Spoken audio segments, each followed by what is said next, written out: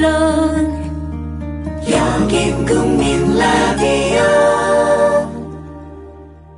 김선 김남은의 시사남녀 세 번째 시간, 오늘 1부를 시작할 텐데요.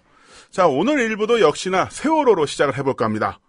자, 얼마 전에 그 세월호 참사부터 지금까지 일어났던 여러 가지 일들을 기록한 책이 출간이 됐죠. 네, 그렇습니다. 세월호를 읽다. 4.16 세월호 민변의 기록. 4.16 세월호 민변의 기록이 이 책의 제목인데요.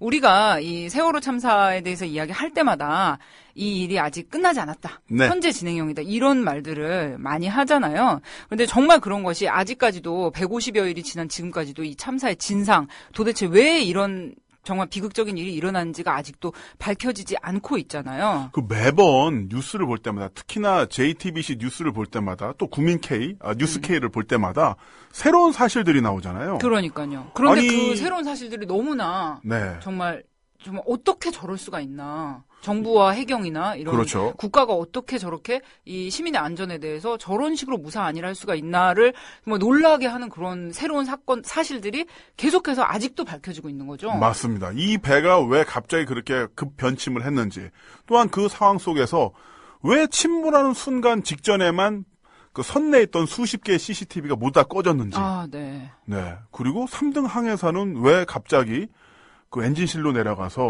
페인트 칠을 한다고 하면서 왜 다른 짓을 했는지. 그러니까요. 이 모든 게 다 의문 속에 빠져 있죠. 네. 둘러싼 의문들이 너무나 많고, 아직도 이제 지금 유가족들이 원하는 이 세월호 특별법, 네.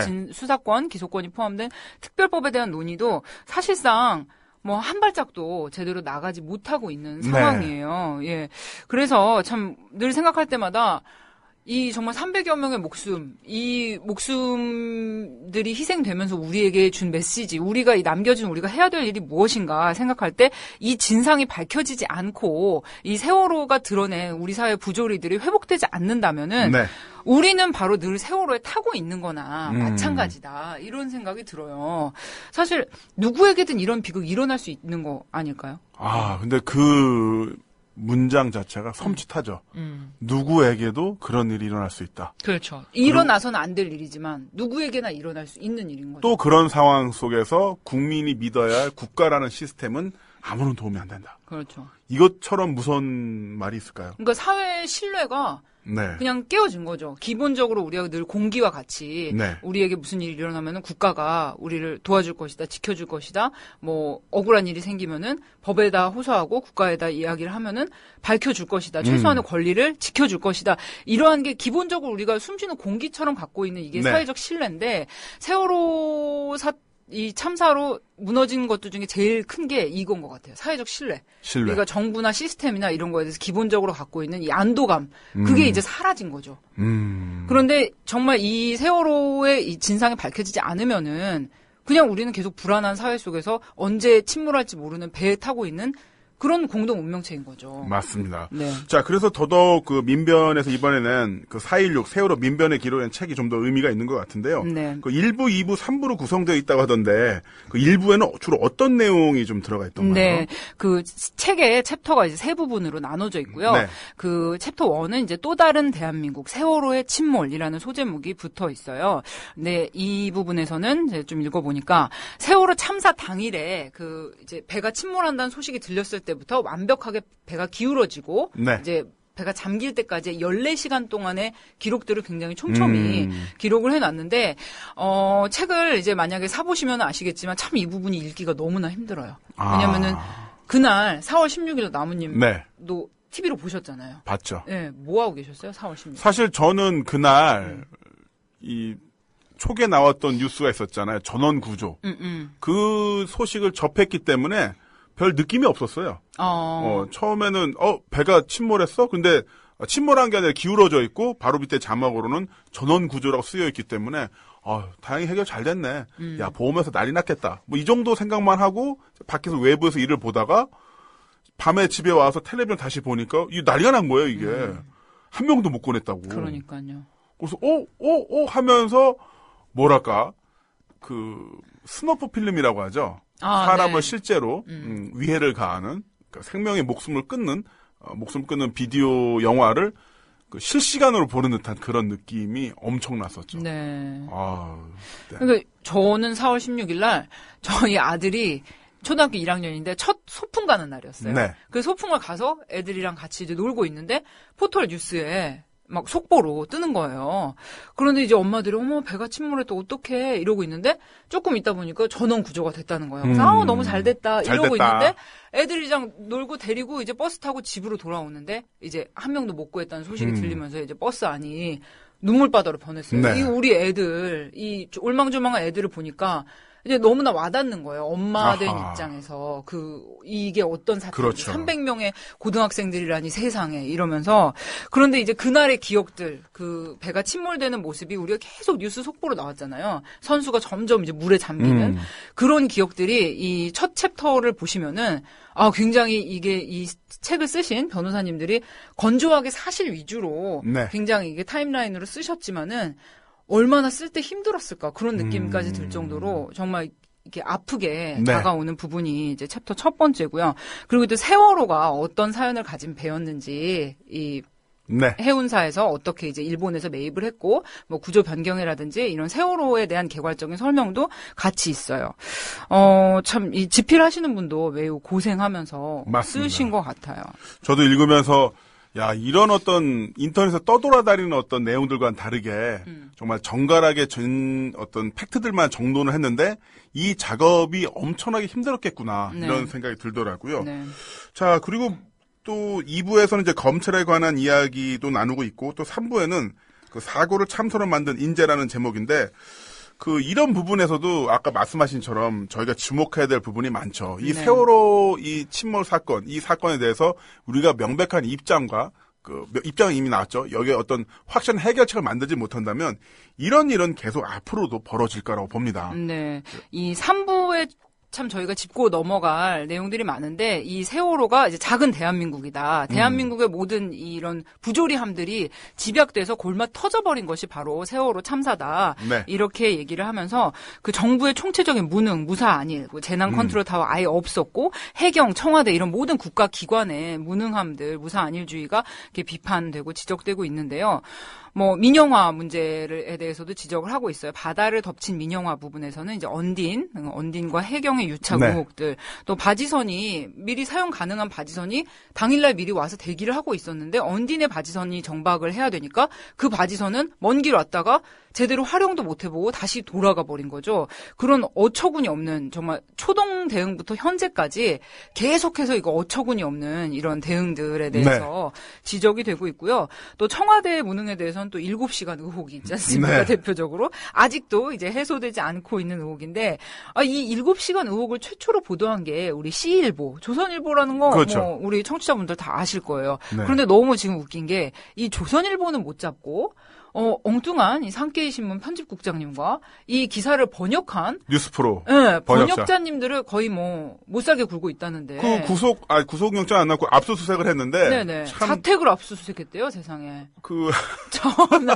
아니, 원출처 조선일보라고요. 네. 그렇죠. 거기 왜 못 잡아요, 근데? 그러니까 이게 정말 웃긴 게 뭐냐면은 예전에 선친 박정희 대통령 때는 그런 사실을 뉴스를 읽었다는 것으로 예전에 읽었다고 잡아갔는데 그나마 이제 읽었다고 잡아간 건 아니고 이제 번역을 했다고 잡아가진 않았으면 압수수색한다는 걸 보면서 야 이거 정말 역사의 시가 거꾸로 가고 있구나 이런 생각이 들더라고요.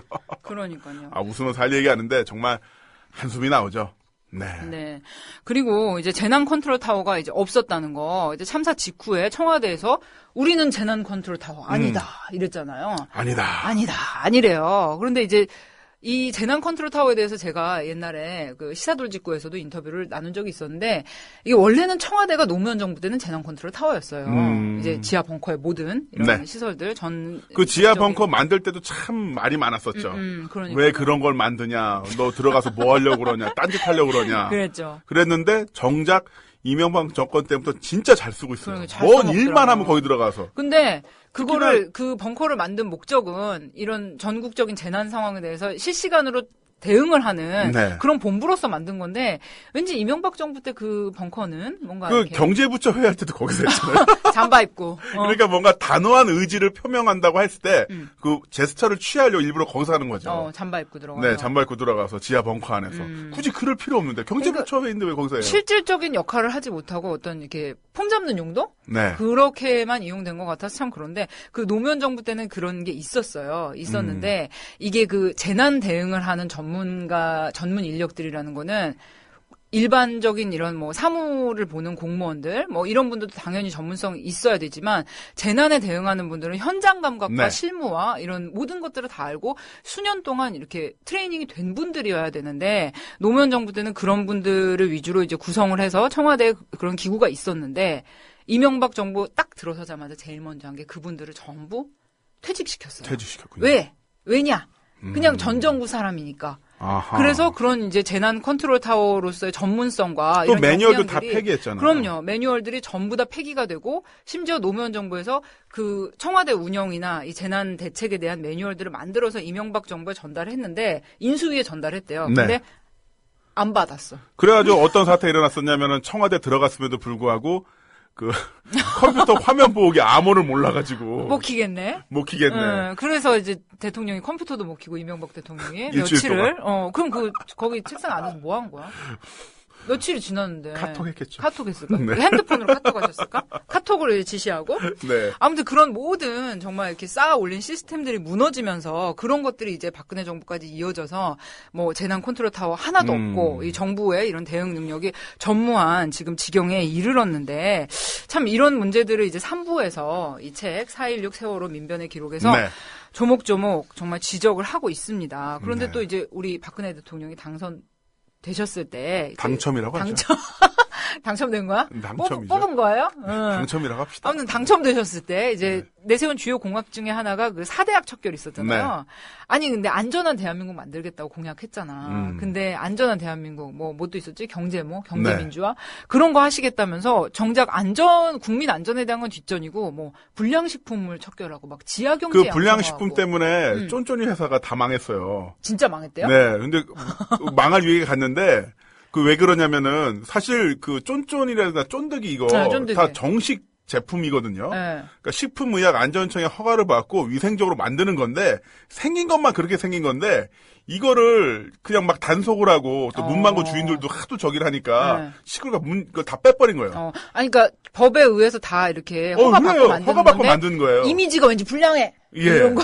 그러니까 하도 괴롭히니까 최종 소매처인 그 판매처인 문방구라든가 다 빼버렸고 안 받아요. 결국 그 자리에 뭐가 들어갔냐면은 대기업 회사들의 가자가 들어간 거죠. 아 정말. 네, 그 중소기업 나름대로 건실하게 회사했던 회사들만 피해를 보고 결국은 대기업들만 왜냐면 이제 뭐 롯데나 뭐 이런 오리온 과자 같은 경우는 안 건드리니까. 근데 거기도 제대로 허가받고 만드는 건데. 뭐죠 이건? 참나. 아무튼 이렇게 그 4.16 세월호 민변의 기록이라는 책이 나왔는데 저희가 뭐 책을 우리가 매주 이제 세월호 이야기를 하면서 소개를 드리는 거는 정말 세월호의 비극 참사는 아직도 끝나지 않았다는 거. 그렇죠. 우리 세대가 정말 이 책임지고 해결해야 될 비극인데 참 그 세월호 피로감이다 이렇게 말씀하시는 분들도 계시잖아요. 그런데 이게 단순히 남의 일이라고만 생각하면은 이게 피로감으로 느껴질 수도 있어요. 하지만 이런 비극은 랜덤이고. 맞습니다. 정말 우리가 여기 살아서 방송하고 이렇게 이야기 나눌 수 있는 것도 순전히 운일 뿐인 거죠. 야, 살아있는 게 운이라는 것 자체가 얼마나 두려운 일입니까? 그러니까. 예, 그러니까 아마 지금 그 세월호 피로감이라는 단어 자체가 굉장히 전략적으로 만들어진 단어가 아닌가 싶은데요. 그런 거에 넘어가지 마시고 같이 계속, 읽고.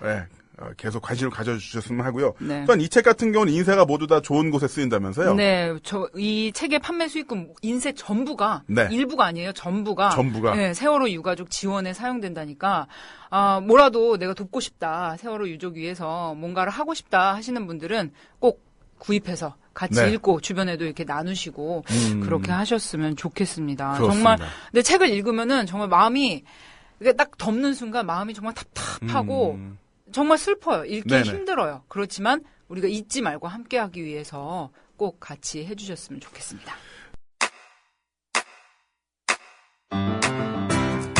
국민 라디오 지지하는 4가지 방법 아시나요? 다운로드하기, 별점 주기, 댓글 달기, 구독하기. 국민 라디오를 보다 많은 이들에게 전할 수 있는 가장 손쉬운 방법.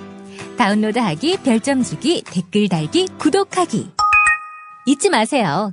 다운로드하기, 별점 주기, 댓글 달기, 구독하기.